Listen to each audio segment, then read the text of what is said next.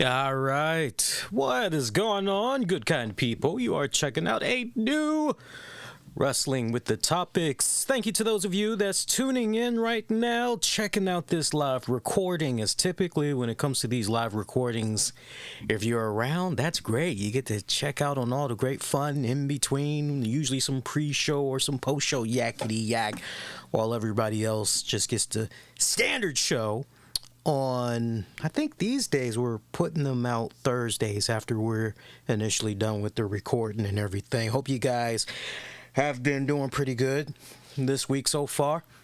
I mean, it's still early, but we got hump day literally right around the corner, right? So I mean, hopefully the week's starting off pretty good for you guys. Tams is running around doing something, and she's going to be joining me in a hot second. She's in the house. She's just doing something downstairs, but she's going to join me in a hot little bit. But, yeah, man, weird what's going on. I tell you, strange times that we're in right now. I mean, where do we begin? Like, you see all the crap that's going on out there in Florida.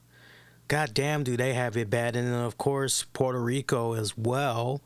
I see Biden was out there in Puerto Rico, and I think he made a declaration. I don't know what the hell you want to call it, but basically he let it be known he was going to make sure that $60 million, am I understanding that right? $60 million in emergency funds is going to be made available to Puerto Rico. I mean, that's fucking fantastic. That is fantastic. And then he's not supposed to be heading on down there to Florida until Wednesday. I have a theory, and I'm very curious what you all think in regards to this, but it could be just me. But do you think because of some of the things Governor DeSantis has said in the past and the way he's pretty much kind of treated Biden and his administration, do you think that it's rather tongue-in-cheek, if you will, that Biden did not go to visit Florida first before going to Puerto Rico? Did anybody else? I mean, maybe I'm alone on that one, but I'm just looking at that and I'm going, man, why not go to Florida first? Don't quite, Florida, right? It just irritates me from the standpoint of, what's up with that, right? I'm literally going, what's up with that?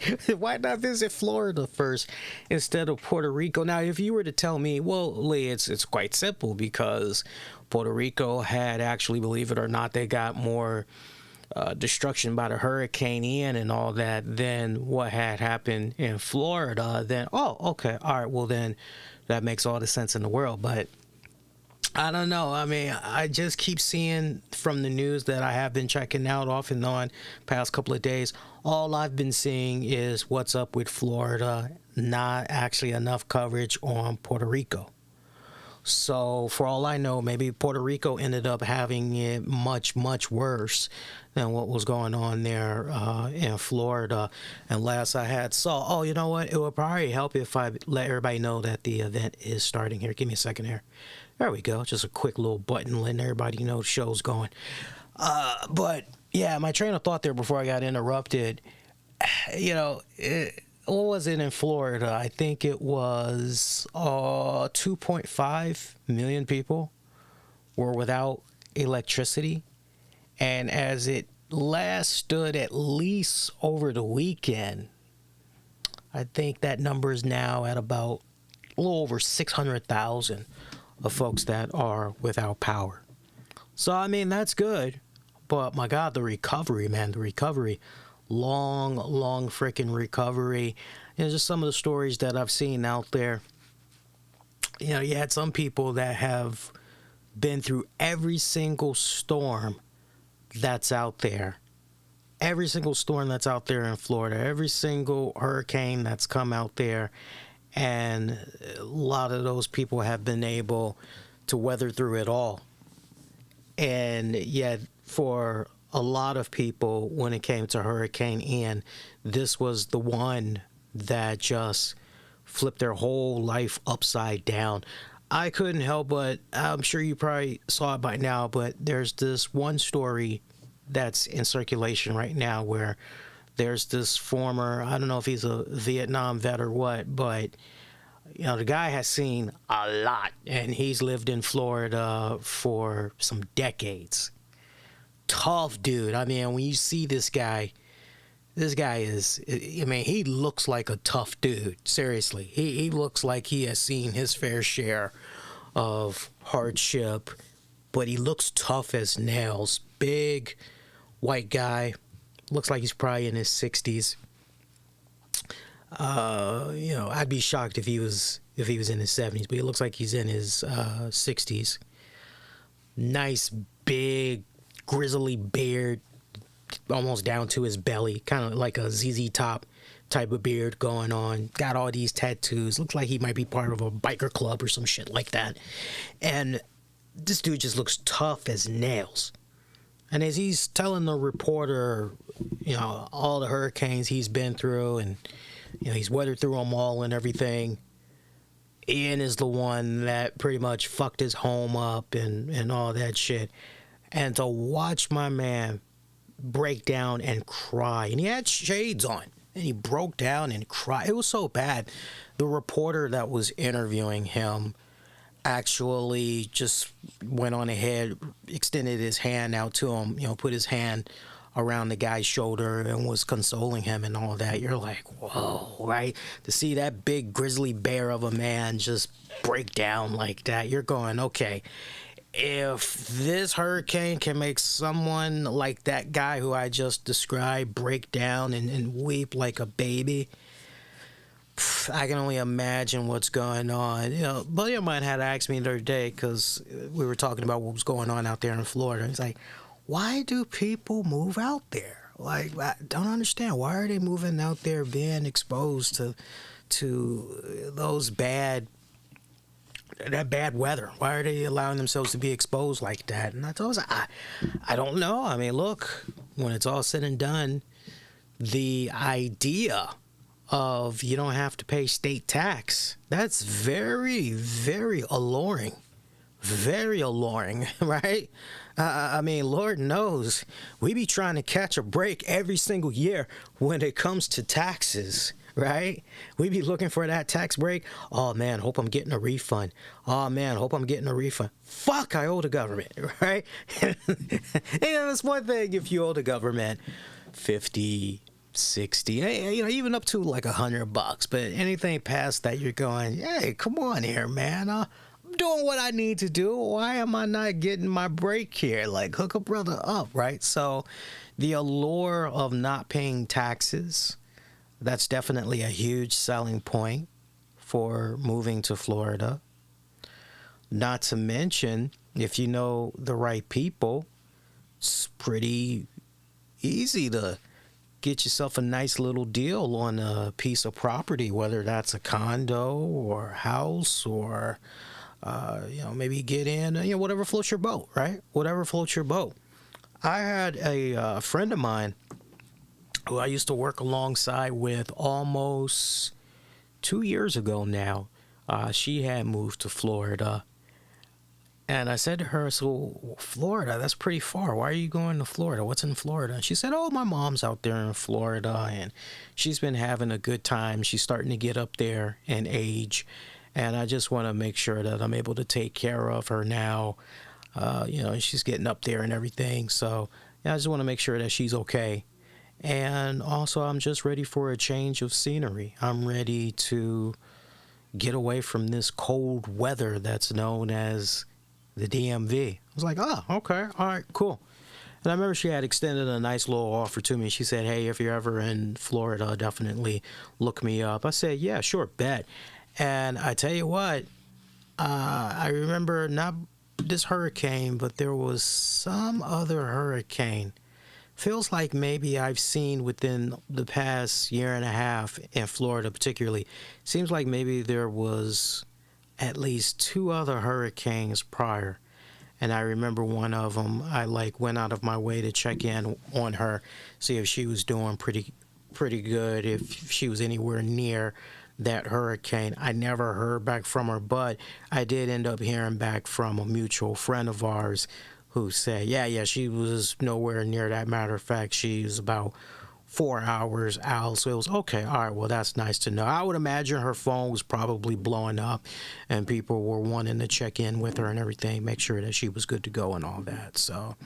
So Tam should be coming any minute. I'm just holding the fort down till she gets here, but I am going forward with the show. I hope you guys are aware of that, because this is pretty much how the show works as far as wrestling with the topics goes. I know probably it's funny because those that are not familiar with the show, we usually get a couple of people that like, so Seth Rollins is gonna beat Matt Riddle, and it's kind of like, yeah, that may be true, you know, that may be true, but wrong show. It's like, wrong show, dude. You wanna save that for the Monday or the Wednesday shows. You want to go to those shows, seriously.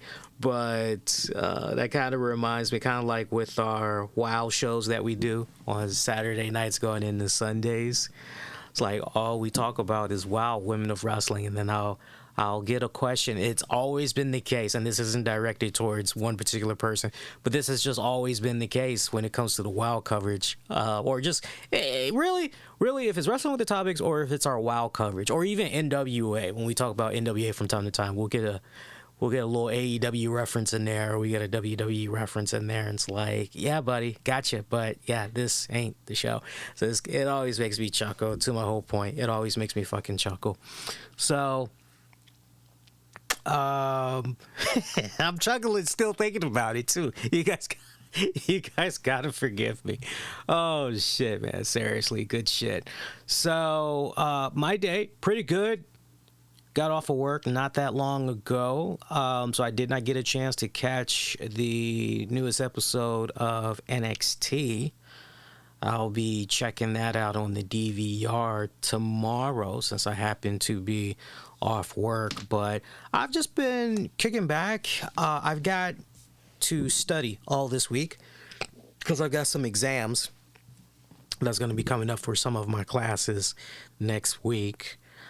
Luckily, I got some really good news from the professor of one of my classes, who said, hey, hopefully you guys have been taking really good notes and you've actually been studying, because when you do get ready to take this exam, you are allowed to refer to your notes. So, because she told us straight up, she said, look, she's like, you could go ahead and take the test and wing it, without any notes.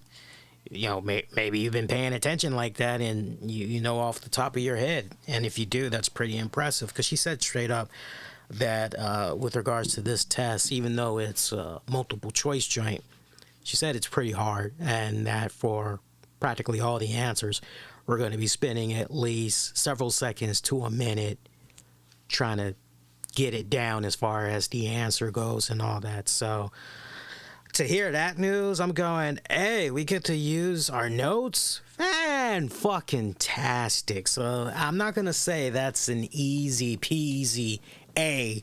What I will say, that's a B+. Now, if I get something higher, I will fucking take it. But yeah, I've just pretty much been getting my study on, cramming for that. All that's going down next week.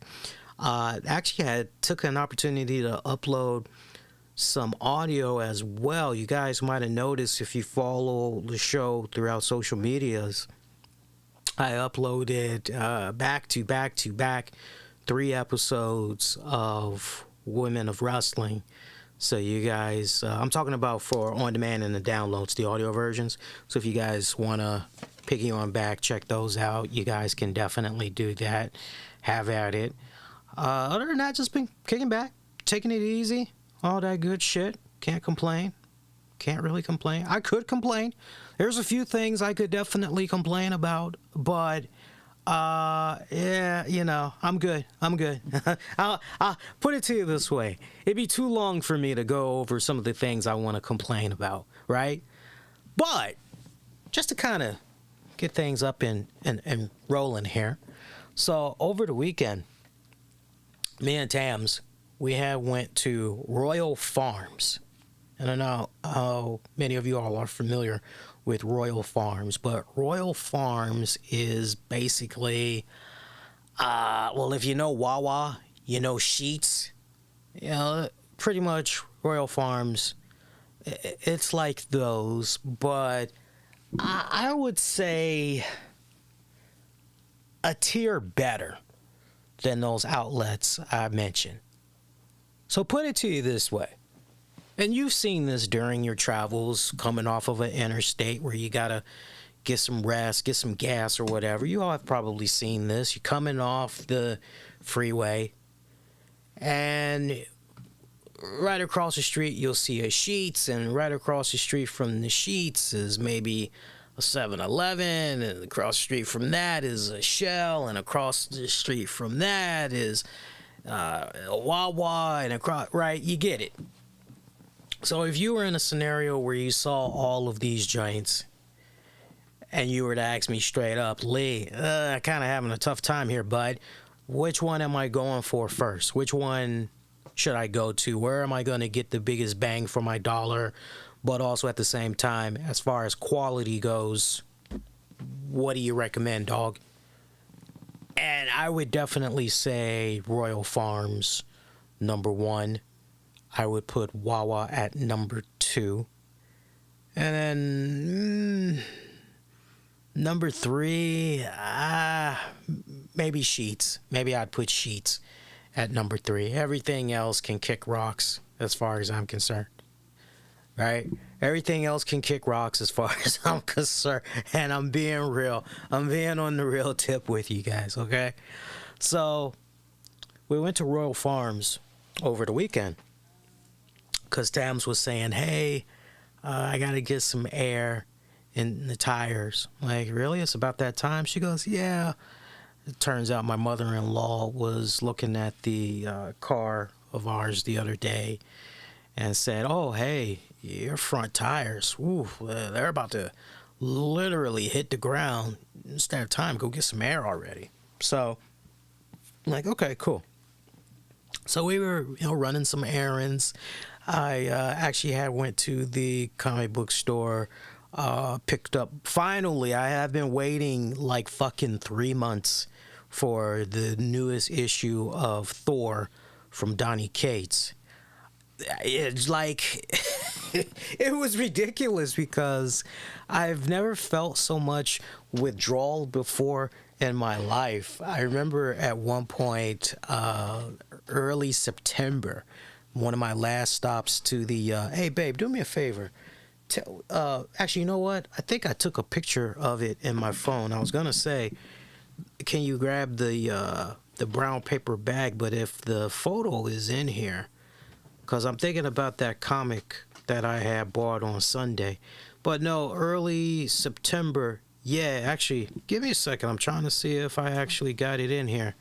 And I don't have it in. Yeah, actually, I got it. And early September, it's live, pal. Anything happens. Early September, first week of September, last go around, I was at the comic book store. I had said, hey, yo, what's going on with Thor, man? I've been waiting for Thor for like a minute now. And he's like, oh, yeah.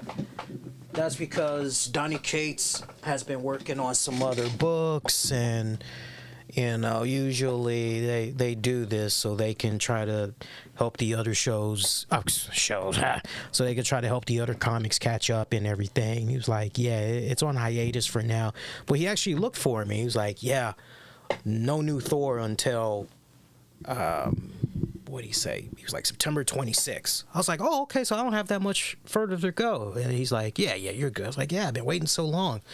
And so over the weekend, I had grabbed the newest issue of Thor. Apparently, in this one, Thor and Venom team up. And that's all I know because I haven't read the book yet.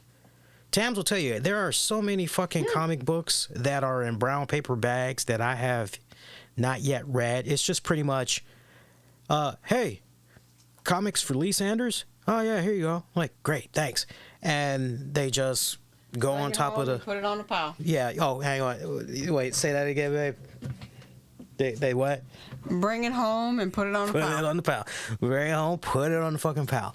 And that's it. So, but there was actually a new book that I had picked up. I saw it out the corner of my eye while I was waiting on Thor. And I was like, oh, I got to check this out. I haven't read it yet, but I'll talk more about it on Wednesday's show for you guys. But there's a graphic novel I picked up. It's a one-shot book, and it's called Hell is a Squared Circle. And it is by Chris Condon, Francesco Beggini, Dave Sharp, and Mark Englert. Hopefully I'm pronouncing those names right. And it costs about $7.99. And the quality of this graphic novel is pretty on fucking point. I remember I was flipping through the pages, and I said, you know what? Let me check this out. Like, this is interesting to me. And I told the guy at the comic store, I said, I'll be back. I just got to get my wallet, but I'm going to get that. And so he was nice. He already bagged it up for me by the time I came back in and all that. I was telling him how we had went to Royal Farms because we needed to put air in the tires and everything. And so... would you agree with this assessment? I just told them this not long ago, but you're coming off of a freeway because you see a sign for rest and gas, and let's say you see all across the street from one another, let's say you see a Sheetz, a Wawa, a Royal Farms, a 7-Eleven. The order in which I gave as far as, hey, I'm trying to save some money. Where can I get the biggest bang for my buck, but also as far as quality goes? And I said, well, number one, you want to go with Royal Farms. Number two, you want to go with Wawa. Number three, you want to go with Sheetz. But I'd put an asterisk by Sheetz because I've seen some shitty Sheetz, believe it or not. And then everything else can pretty much kick rocks. Would you agree with that, or would you kind of change that order of the first three there? So Sheetz, Royal Farms, and Wawa. You got to this just in time, by the way, because she was pretty close to damaging this. Chloe is always getting into something she's got no business getting into. As long as it's plastic. I'm so mad at her because my Soundgarden sweater, which was fine the previous years, this little heifer helped herself to the lace. This looks okay. She helped herself to the drawstring for the hoodie, and now it's completely out. And I have no idea where it is now. But would you agree with that order? Or would you kind of change that? Depending on what I was stopping for. Really depends on what I was stopping for. If I was stopping for just gas and convenience, I probably would say Sheetz. Okay. If I was stopping for food and gas and convenience, Wawa. Okay. In my particular order,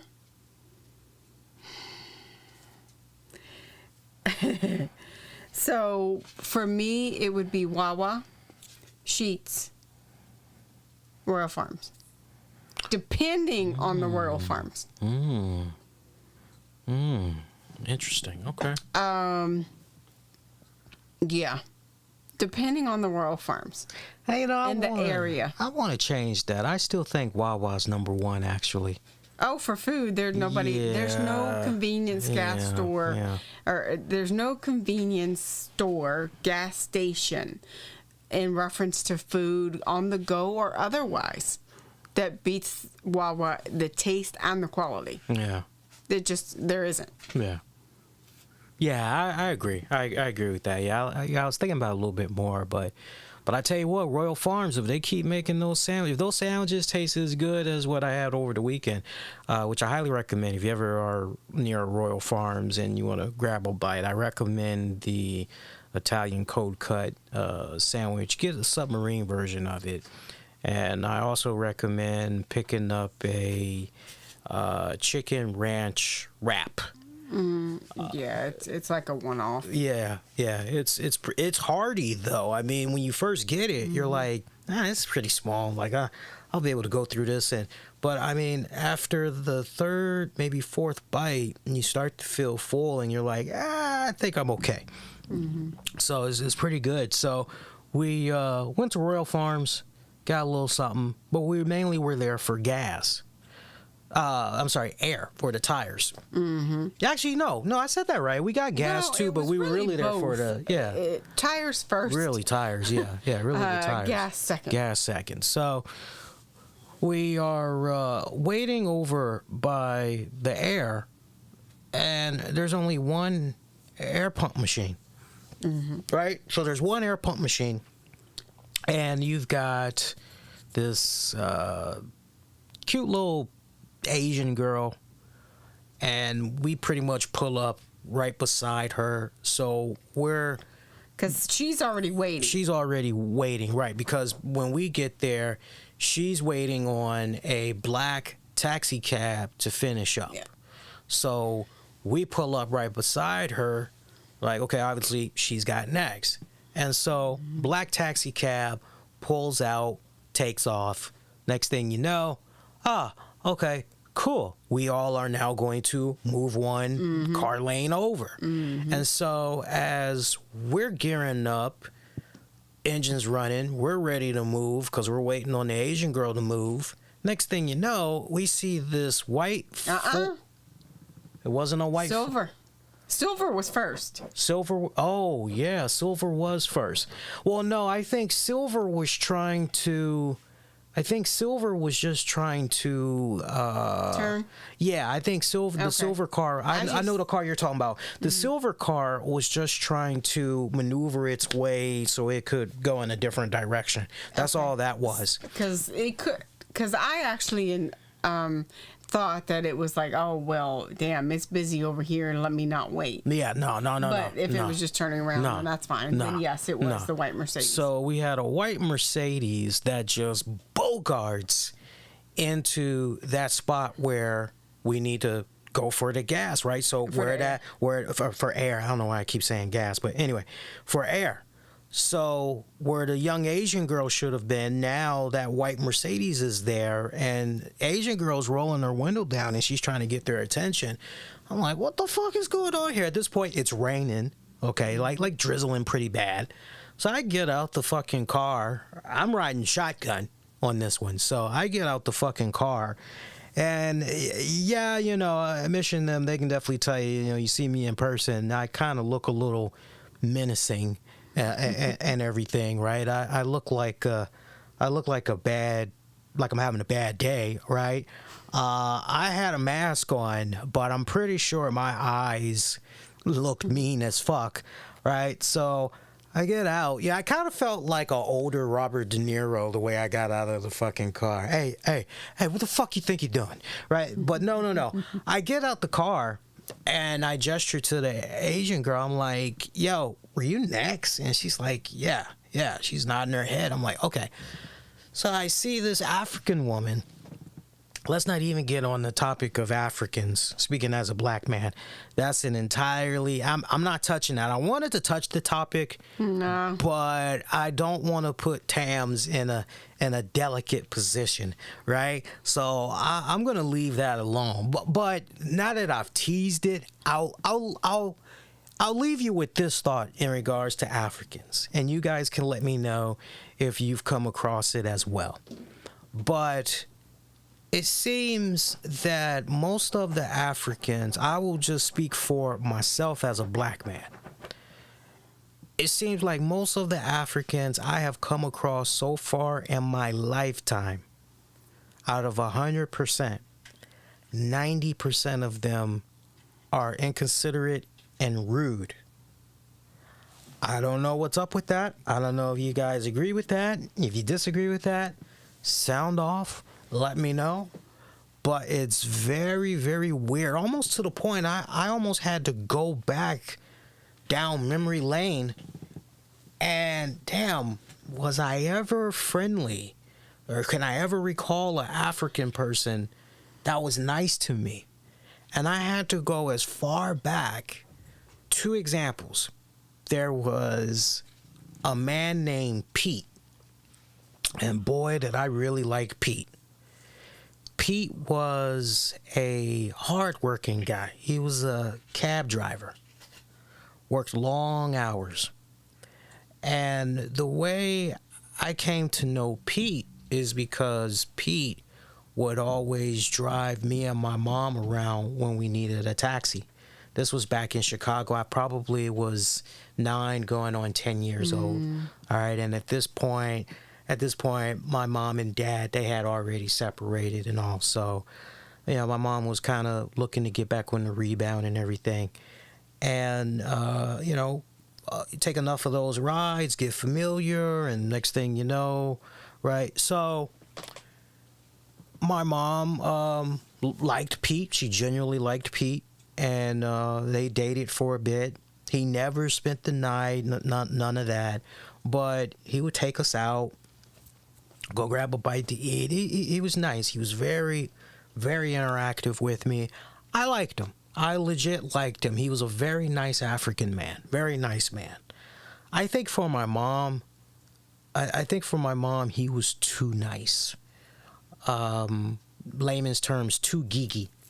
Mm-mm. Yeah, she likes them rough around the edges. She likes a rough neck, right? She likes damaged goods. At least back then. I'm sure now she's like, hey, right? Nice guys, okay. But back then, she liked her men with some edge to them. So, Pete was a very, very nice man. To the point, she dumped Pete because he was too nice. I know, right? Like, you're like, well, what more do you fucking want? Like, you want somebody that's gonna treat you with respect, that's gonna, like, what more could... Versus the latter. Yeah, like, what more could you fucking want? But I don't know. But Pete was nice. Pete was the same one that ended up taking us to a Cubs game. For that year, I had won the Book It program, and I had won a whole season worth of tickets to see the Cubs. Okay. Yeah, he was the only person that had. I always remember that. The second person that comes to mind, again from my childhood, there was a kid I befriended. Actually, 2 come to mind from my childhood. So 3 Africans total. The first one that I'm thinking of, his name was Hafiz. And Hafiz was a very nice kid. He, me, him, and this other name is going to make you guys laugh, but this was actually his name. Babatunde. Me, Hafiz, and Babatunde. What we all had in common, we went to the same school. So typically after school, we would go hang out. We go to the arcades. We used to go afterwards, and there used to be a candy shop. Oh man, we used to love going to that candy shop because everything that they made at that candy shop was fresh. Like, they actually made the candy. So, like, one of our favorite things that we used to love doing, we used to love getting fresh gummy worms. Oh, nothing was more cooler than getting a brown paper bag of very warm gummy worms, right? They weren't trying to give them to you hot. Obviously, they had to cool off, Right. but, oh, man, to get, nice, warm gummy worms, you're like, right, just going through it. They would do, we would get cookies fresh out of the oven, all kinds of cool shit from them. It was awesome. But they were nice. They were nice kids. I remember, I think it was Hafiz. I think his father actually was a cab driver too, now that I'm thinking about it. So, but besides those 3 that I just named, everybody else that I've come across that's been an African in my entire lifetime has been a dick. And to my point. Some of you guys may feel like, we're off the rails. There's a reason why I told you all this.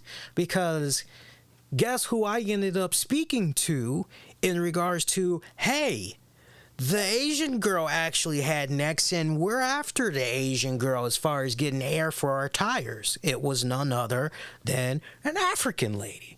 So this African lady, she's looking, and at first she acted like she didn't want to fucking budge.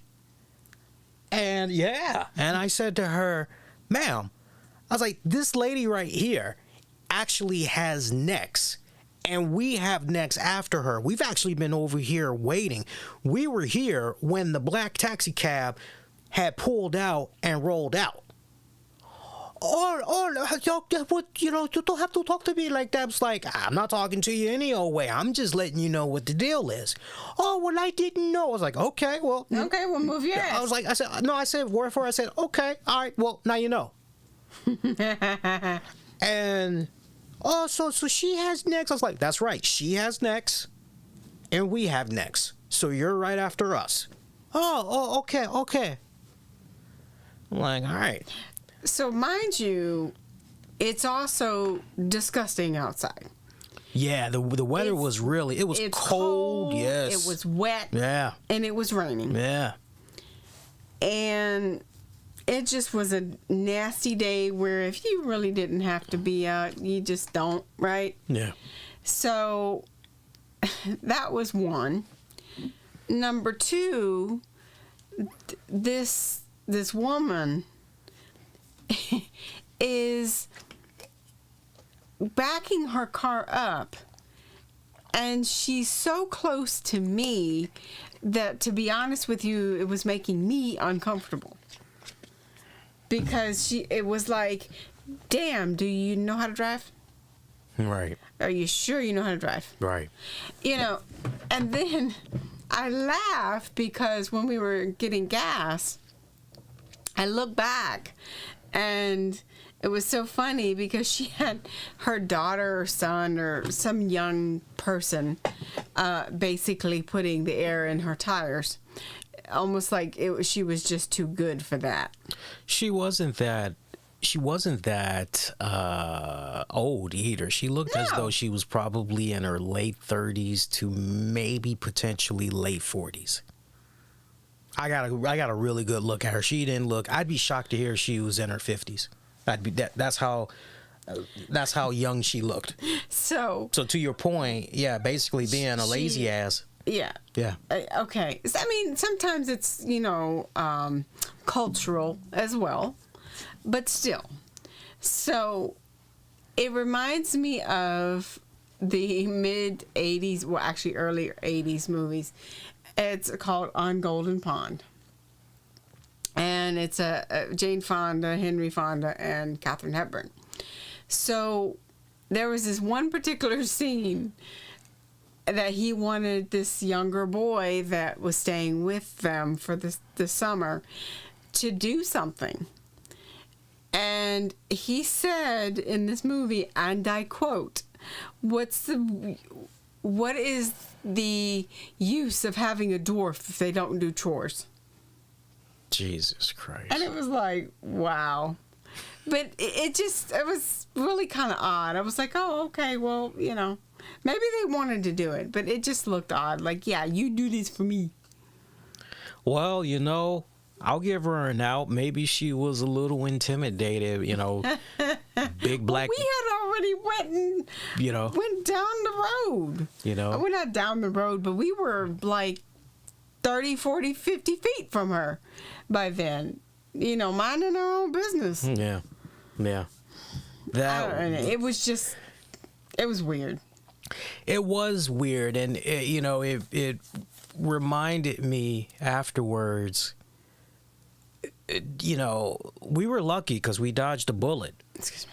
We dodged a serious bullet because remember, folks, in this day and age that we're in, you just don't know what's going on with a motherfucker mentally. You don't know if they're on meds. Right? You don't know if they're bipolar. You don't know if they are just one heartbeat away from just snapping and having a totally shit day like Michael Douglas in that Joel Schumacher flick, falling down. Okay? And I felt afterwards, because as soon as I got back in the car, I said to Tams, I said, look, I said, you always are doing it right. Don't do that. Don't do what I just did. Right? Well, the funny thing is, once he said that, when he was like, no, I'm going, and I said, be careful. Yeah. I said, you don't know. Yeah. But he was so amped up at that point, it didn't matter. Yeah, yeah. And I countered that afterwards. I said to Tams, I said, yo, I said, babe, don't come here again when you need air. I'm like, if it's gonna be like this and everybody's like tooth and nail to get some fucking air, like go someplace where there's multiple air pumps and it's pretty obvious you're getting air. 'Cause that was fucking ridiculous. You would have thought that the way that thing would have been built, that there would have been at least a total of 3 air pumps. Because for a station that size, yeah, you should have at least 2. Yeah. That makes no fucking sense. No fucking sense whatsoever. We're not talking like a mom and pa, 4 to 6 gas pumps. Yeah. We're talking like 18. Yeah. So, for sure, that is a substantially good-sized gas station. Yeah. Yeah.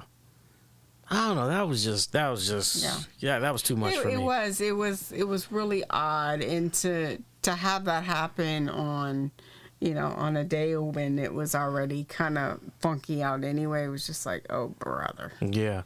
Hey, tell the folks the story about what happened with your mom's friend in regards to his shit being put in the mailbox there, because we got a consumer alert that we need to make sure that you all, because we know a lot of you guys, whether you're up there in age or you have that relative or that parent that is still using those blue mailboxes. Or, you're on the go and it's just what you've always known, what you've always done. I mean, the blue mailboxes have been a part of even our generation, to an extent, for a long time. So, and you've gotten to that, hey, I can just drop it in the box and I'm good. That's not the case anymore. So we have a friend of the family who had asked for mail to be dropped off at the post office. Well, at that time, the post office, when it got dropped off, was closed. And there was no way to actually put the mail inside of the actual post office. So you had to do the traditional general blue box, right? So took a chance. It's right by the post office. Put it in there. And I don't know how long it was between drop off to said event. But either way, there was a letter coming to this person's home stating that, there had been some transactions that on checks that were written that bounced. He did right. He basically didn't call anybody. He didn't do anything over the phone. He went up there in person. Turns out there were 2 checks that were written, basically, which came from the 2 bills that were sent out to, I think one was Comcast and the other was, I don't know, Pepco. I don't remember what they were, but either way, they were 2 household bills. And the person that wrote the checks whitewashed everything but the date. The amounts, who it was to, all of that. One check was for over $9,000. The other check was $7,200. It's a very, very, very good thing that this person had a block on their account that no checks would go through over $5,000. Because if not, that would have been a very different story. And if that person would have not been so damn greedy. Say they wrote, and I was talking to this, actually my mom, and I said, you know, if they were smart, they would have done something of a smaller value to see if it went through before they tried to write another one. Mm-hmm. You know, but either way. But here's what I'm thinking. Mm-hmm. Why can't, I mean, I don't understand why this isn't already something that is part of the process. Why can't, if someone has written a check, and 9 times out of 10, if that check was written to your account and on that bank, why can't the person it's written to be prosecuted? Run that by me one more time. I was tagging there and trying to listen at the same time. So this person that's writing a check to said person. Yeah. Why can't that person basically be brought up on charges? The person who's writing the fraudulent check? 9 times out of 10, if they're making a fraudulent check. Okay. And they're 9 times out of 10, they are writing it to either a friend or a family member. Mm-hmm. Because they know them and they know they can get that money. Mm-hmm. Why can't they be charged for fraud or something? Because you obviously know that you're doing something that's not within the law. Mm-hmm. Number one. Mm-hmm. Number two, someone needs to send a message to some of these people that it is not okay. Mm-hmm. To answer your question, the person who initially signs the fraudulent check, the person who's initially doing the whole crap, and then maybe they try to pass it off to somebody, hey, go cash this for me and you'll get $50 out of it, or blah blah this, blah blah that. Mm-hmm. Typically the steps that person takes, it can be very hard to track down that person because they are hiding their true identity, right? They're already hiding behind a fake name. So who you might know as Nicole D'Antoni, right? Turns out that's not even Nicole D'Antoni's real name. It's another name. So sadly, that's with why fake ID. Right, right. So sadly, that's why the person who is submitting the check, even though they're not the ones that wrote it, sadly, that's why that person always is the one that usually gets in trouble, because it's now at the same time, obviously the police and all that, once they do the investigation, they're going to be able to determine if there's been a pattern of this with the person that actually is just an innocent and they just got caught up in the crosshairs and all that. It almost reminds me of when I lived in Chantilly, Virginia, and I had the slumlord of slumlords, because what she basically was fucking doing, I'll share the story with you guys another time, but long story short, it turns out I was living with bank robbers. True fucking story. Bullshit you not. I was living with bank robbers. And I could remember, like, how difficult it was to collect from these guys because I had the electricity in my name.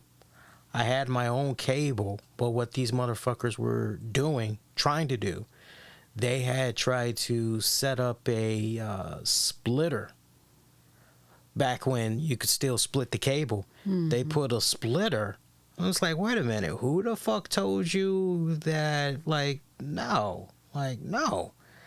And I remember, yeah, I mean, they was doing some wild shit, and I can remember a couple of times I was, trying to give the landlord a heads up, let her know what was going on, and all she was concerned about was, oh, just make sure you pay your rent, that's all fine and dandy, but make sure you pay your rent. And I'm thinking to myself, okay, you're not gonna keep taking my money, literally fucking me up the ass without any lube, and I'm just gonna continue to just sit here and take this shit, and ultimately, the foot was put down, and it was like, enough is enough.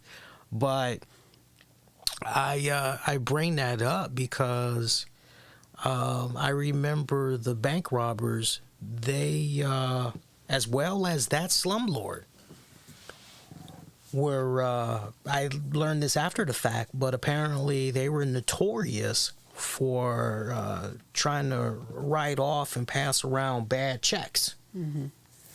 And other people would sadly, you get caught up in the crosshairs of that shit. And, imagine you have to talk to the local authorities or whatever. You're trying to do your best to clear your name. You're trying to explain to them, hey, it wasn't me, and all this other shit, right? That's where hopefully you have saved emails, saved correspondence to ultimately clear your name and all that. But it's just a weird rabbit hole. It's just a weird rabbit hole. But getting back on point, the thing that most people need to understand about this whole blue mailbox situation, right?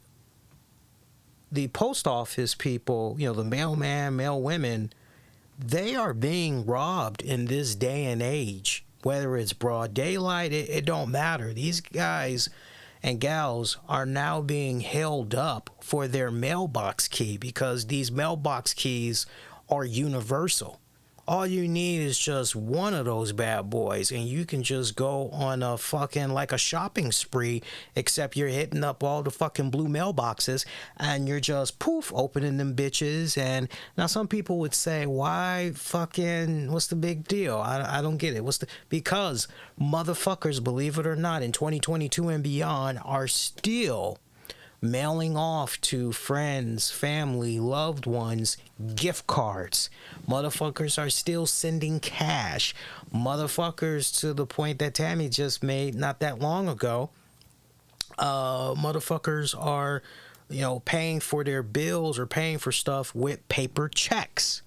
And so when you have access to a universal mailbox key, and it's like a gold mine. Okay, you literally have hit a gold mine, and you're able to just, have it your fucking way. And some of these checks, you can do a little, what did you call it?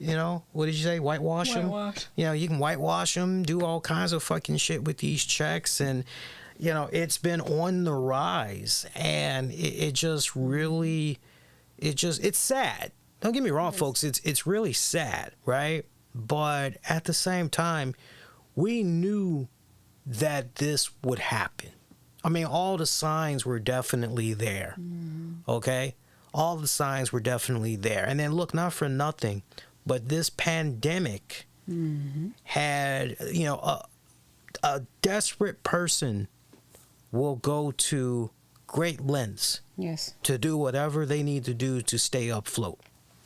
And if that means, right, by any means necessary, they will do what they need to do to stay afloat. and we saw some of the most craziest shit, crimes, all that. You know, on the one hand, you've got data that can say and support that, oh, crime did go down during the pandemic because everybody was fucking home. But if you, and this is what they teach you in sociology when it comes to doing research and paying attention to who is the people that did the research, what is it that is potentially gained from this research being done, who benefits from this research, and all that other shit. You know, one thing that I've been learning so far in the sociology class is, okay, so you might have this data that is saying that crime might have been down because everybody was home during the pandemic, but there should be enough data that's been collected thus far to show that, okay, well, in the case of blue mailboxes, you know, the keys being stolen from the mailmen, the mail women, right? This is actually up compared to, right? And the type of crime. That type of crime, right? That type of crime, right? So you really have to, okay, is crime in general truly, did it go down overall during the pandemic, or are we showing particular favoritism towards one particular crime? What is considered a crime, right? This is stuff that's tackled in sociology when it comes to, you know, researching and, you know, collecting data, information, all that shit, right? So, but to the point, you know, I mean, look, it's 2022. Hardly that many people use the blue mailboxes. I remember there used to be a time, you know this very well. Some of our listeners know this very well. There used to be a time where your mom or dad would be like, hey, come here. Here's $2. Go drop this off in the mailbox down the street and go get yourself some candy or something. Like, hey, okay, sure. Right? And, you know, maybe you and a friend would, or your dog would tag along. You'd go to the end of the street of your neighborhood, go to the mailbox. That's where everybody had fucking went, right? Drop off some mail or whatever, right? Them days are fucking over. And have been for a while. Right. Them days been over, right?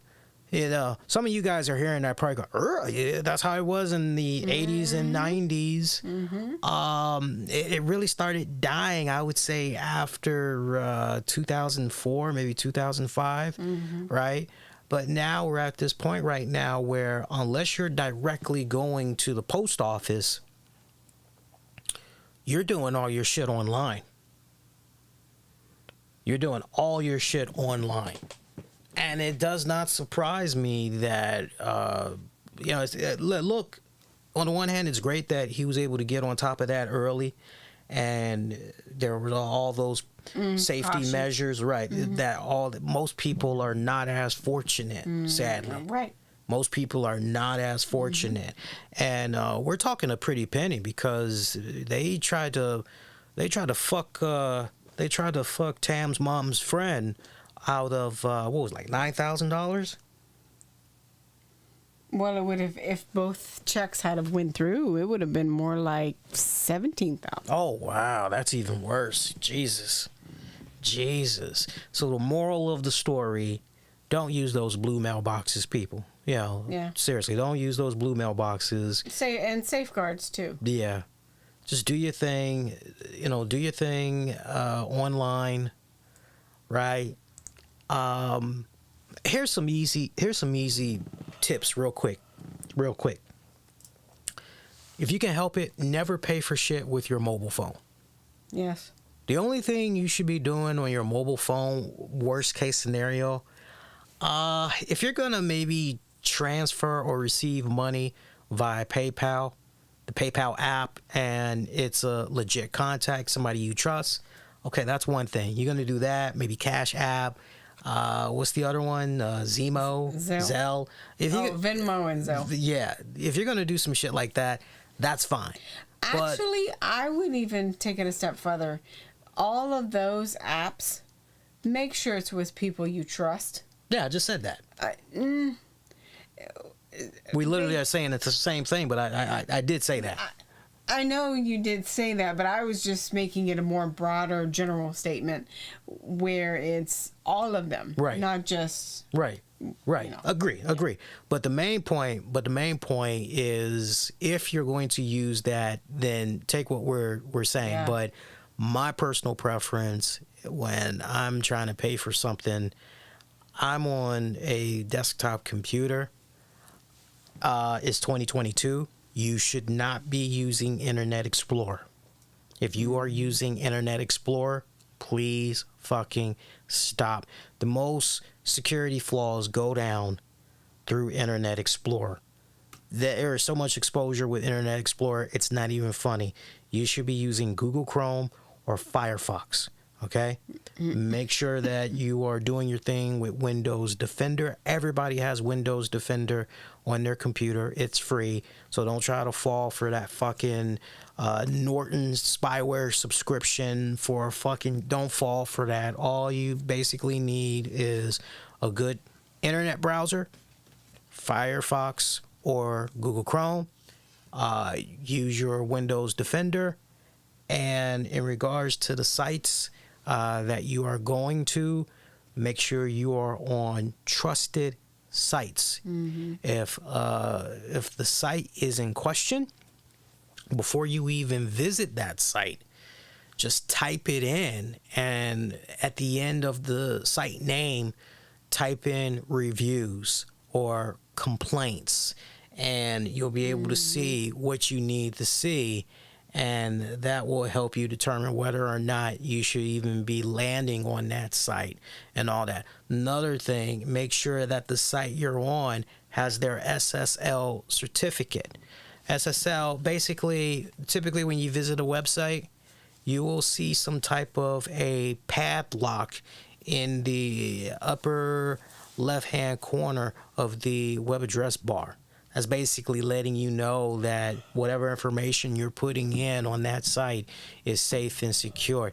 If you don't see that information, if you don't see that little padlock on there, right, and you know that the site is secure and all that, because you'll see the little padlock and then you'll see the HTTPS.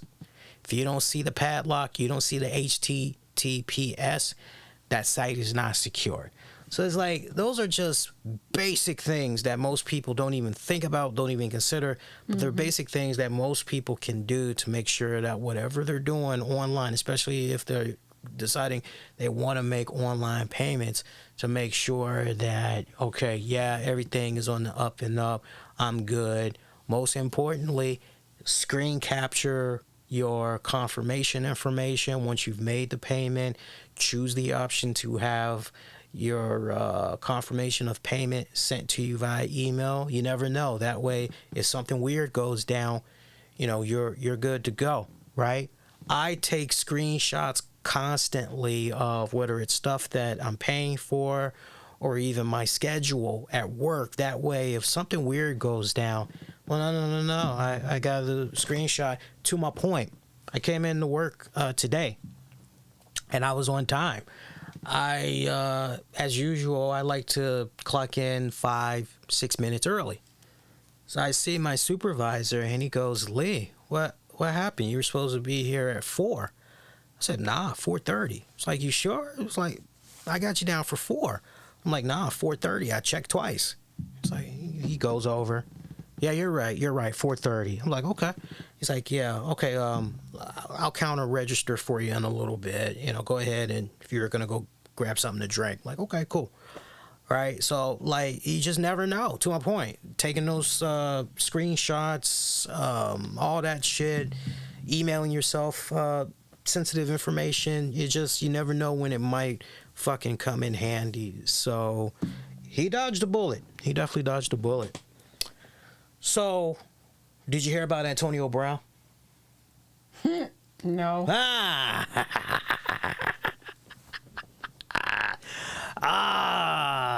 So, never-ending saga. Oh man. So I believe it was in Dubai. This was a couple of months back. But the video, Antonio Brown apparently had went on ahead and released this video within the past few days, basically saying, hey, you want to bring me on board to your football team? Go ahead, and then he put this, if I understand it right, he put this fucking video out there or whatever. But okay, so you got to rewind it back. You got to go back to a few months ago. This was out in, I believe, Dubai. And Antonio Brown was at this hotel where he was doing a whole bunch of heckling to folks. He homed in on one particular woman, some random, like a white woman or whatever.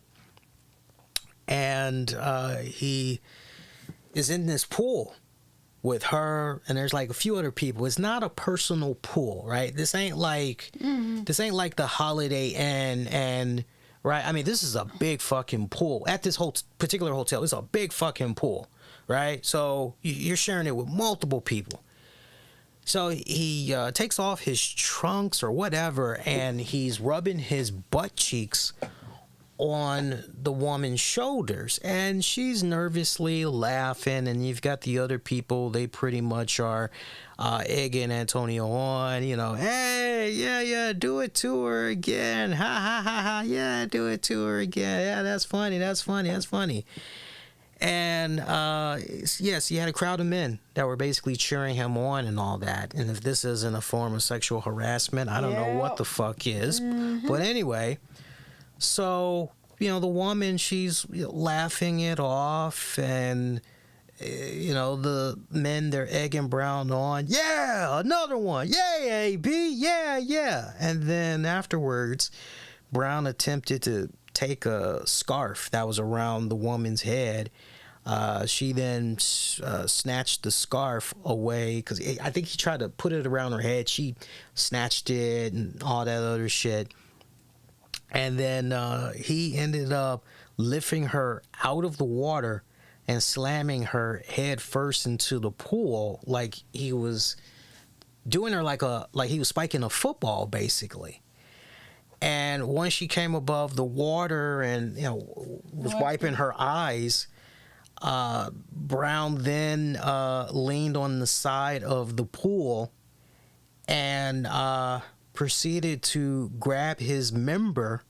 I figured as much. And exposed it big time and said, "You want it." And according to multiple people that were, by the way, that's a big dick. I gotta tell you, that is what. I don't know if that was fully erect and standing salute, but Jesus Christ, man, they blurred it out, but you're just going, Jesus, dude. You're like, goddamn, dude. But anyway, he's packing. That's damn sure. He's packing. Hey, you know what they say about us brothers, right? It's true for the most part. But the woman was visibly, all serious from here on out. The woman was visibly upset, visibly shaken, and she was complaining about the incident to hotel staff. And apparently leading up to this particular incident, Brown was already receiving complaints from hotel stayers as he was kind of heckling folks left and right during his stay. He also was smoking what was said to be weed, which we may feel how we feel out here in the United States about, now we've gotten kind of loose in regards to marijuana, although there are still some people that frown upon it and everything. But out here in this country where Brown was at, I believe, again, Dubai, it's illegal, right? And so, to the point, some serious shit can happen to you. It's like bad over there. But this was just the final nail on the coffin. The hotel kicked Antonio Brown out and everything. So, yeah, this was just really fucking weird what's going on here. A very, and you know what? I kept saying, I think it is Dubai. D-U-B-I-H, Dubai. Yeah, in fucking Dubai. So he did this back in May. Now, some of you guys may be saying, okay, well, if that happened in May, then why is it that we are, hearing about this this video here? What's going on with this video?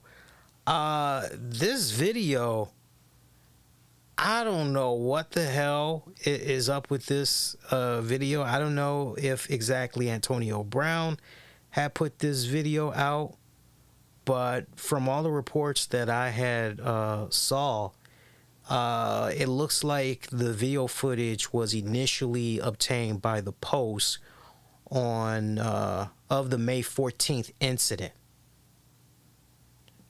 But why did it take this long for the video to come out is beyond me. Is beyond me. And just so you can...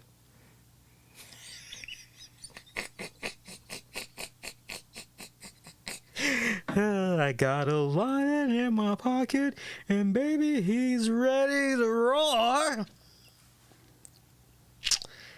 Am I the only one that is continuing to look at Antonio Brown?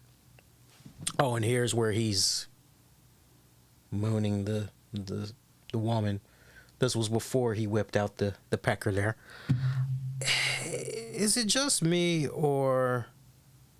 Yeah, he had also snubbed the United Arab dress code customs by flaunting his bare chest to guests inside the hotel room. Yeah, just a whole bunch of shit there that's going on. So, am I the only one that feels as though Antonio Brown is really coming off like Donny Hathaway, like Kanye West? And if you know anything about Donny Hathaway, you know of his tragic demise, right? I mean, this guy was hearing voices. He was doing all kinds of schizophrenic shit and all that. And in the case of Antonio Brown, I can't help but say, is it really CTE, or is it a case where whatever medication this guy was supposed to be on, he's not taking it, and as a result of that, his health is just, it's getting much worse? That's possible. That's possible. I literally feel like we've got a Donny Hathaway on our hands. Because there's a lot of outbursts and just wiggy outbursts, not to the, and it's not like, oh well, once every 3-4 years. You hear about something he's done once every 3 to 6 months, right? And it just depends on what's happened to the severity of it. Mm-hmm. It really truly makes me wonder if it's either maybe something caused by CTE, or he really does have some issues that are underlying that nobody's talking about. I don't know, man. Because one doesn't act like that. I mean, just in general. One would never bite the hand that fed him. Mm-hmm.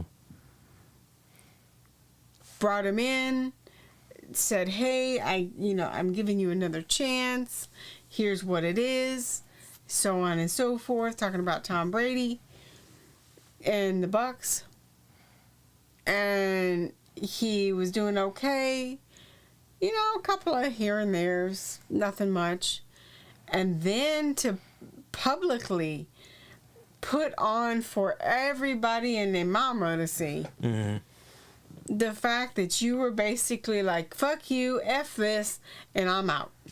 But did you hear about the other incident? I mean, it gets worse, sadly, because one day after that video had dropped and all that shit, and you're hoping that maybe Antonio Brown is going to issue some type of a statement trying to downplay the situation or man up, take some type of self-accountability. No. One day after that video had came out, Brown had went on his Instagram over the weekend and he shared a photo of himself with Tom Brady's wife, Giselle.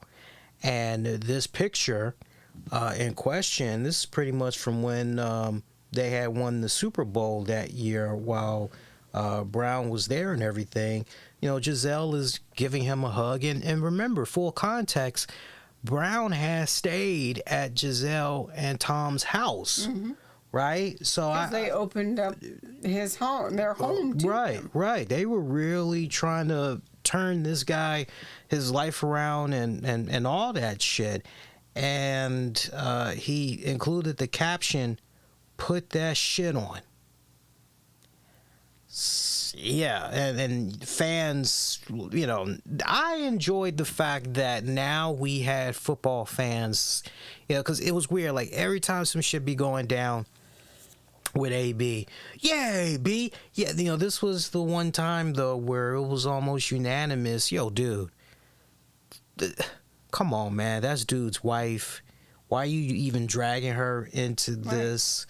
Hey, man, they let you stay at their fucking home and you doing them dirty like this? Yeah. Like, that's even low for your... What's wrong with you, man? It was nice to see people really give it to him. Good. I don't think it'll change much because he really has some unresolved shit. Mm-hmm. But especially now, because we already know that there's rumors, not saying it's true, but there's rumors that they both are lawyering up for a divorce. Ooh, I hope that's not true. I hope that's not true. I don't know, but it's rumored. I don't trust page 6. Usually page 6 is very gossipy. I do see something from Fox News. I know, right? Fox News, but the couple who have been married for 13 years and share 2 children together are reportedly spending time apart. Giselle was spotted Monday in Miami without her wedding ring. Though the pair hasn't directly commented on the reports surrounding the current state of their relationship. Okay, they're trying to give us a look back at... I ain't got time for that timeline shit, but... Well, I tell you what. Tom's made his choice. Like, to each its own. I don't like prying into people's personal relationships and all that other shit, but he made his choice. Mm-hmm. I mean, seriously, he made his choice. It was either football or work on your family. Mm-hmm. You know, after everything that he had done, right? If there was ever a time, okay, now go be that husband, go be that father, go be that. Is that a mosquito? Hang on a second. That looked like a mosquito.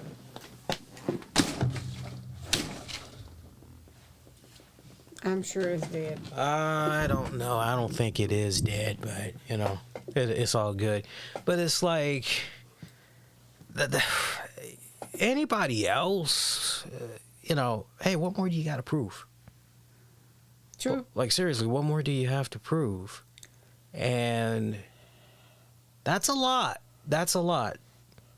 Hey, man, need you to represent, need you to take care of home, need you to take care of the finances, need you to take care of the kids, need you to make sure that the fridge stays full, you know. Right, but... Also need you to help me out with my brand, you know, ideas for my brand. And, you know. It's my time, you know, you've had your romp in the sun. Yeah. But... he's Tom Brady. He could do anything he wanted in the NFL and not have to play. Shit, he could pick a card and they probably would hire him. Yeah. Not even sports analysts. You want to do coaching, you want to do whatever. Yeah. Front office.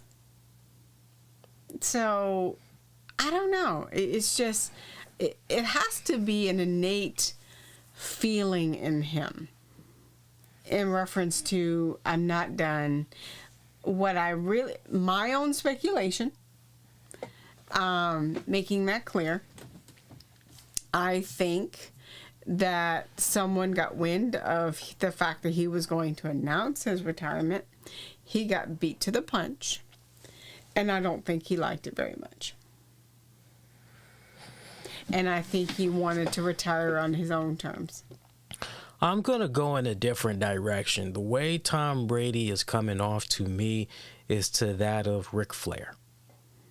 I will never fucking retire. You know, you just go back to when Vince McMahon said to Ric Flair, hey, it's time.